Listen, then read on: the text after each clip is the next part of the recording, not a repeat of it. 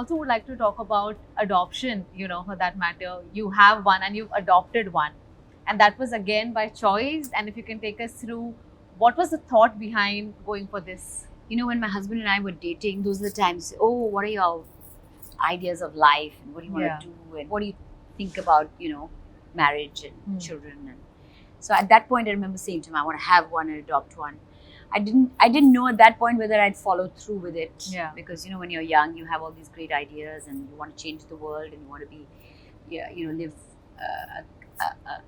a worthy and a great life. But it doesn't always translate into action. And after having my son, I brought it up with my husband saying that second one we're going to adopt. Remember, we talked about it, and he said yes, and he was open to it.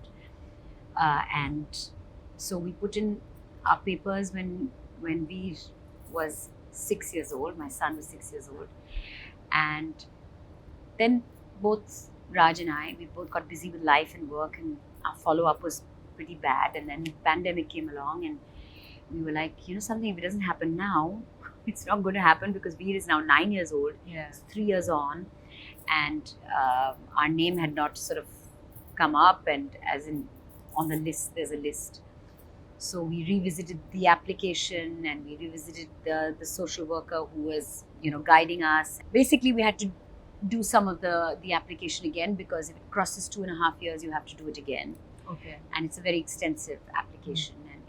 And there's one piece of advice I'd like to give anybody who wants to adopt is they give you an option. They say choose from any 3 states, and just because it's there in the form, you choose from any 3 states.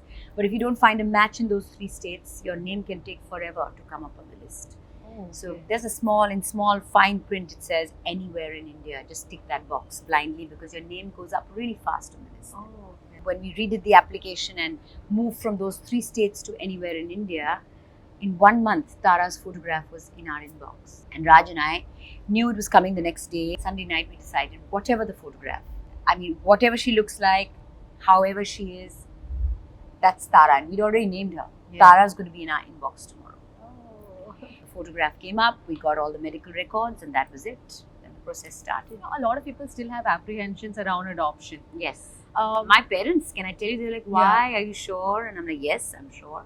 Yeah. Are you sure you want to adopt? I said, yes, I want to adopt. People say, I don't know what kind of child you'll get. Yeah. You don't know. Then it's in your hands. And I think we've got a lovely, feisty, naughty little girl called Tara. And there was a time that Veer was not very, at age 6, he wanted a sister. Yeah. By the time it all happened at age 9, he was like, no, I'm fine. And I'm like, oh my God, what am I doing? Should I be doing this?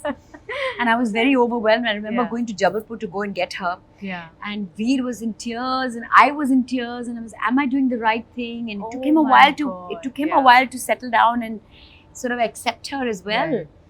And now, though, he looks at her as a pesky little sister. The brother-sister vibe is strong. On my slow mornings, when I have both the kids lying on my bed with me, I have Veer on one side and Tara on the other, and we've got some music playing.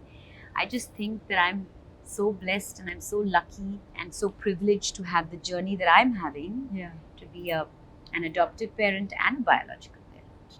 Very few people have a journey like that. Absolutely. And I'm sure you're encouraging a lot of people.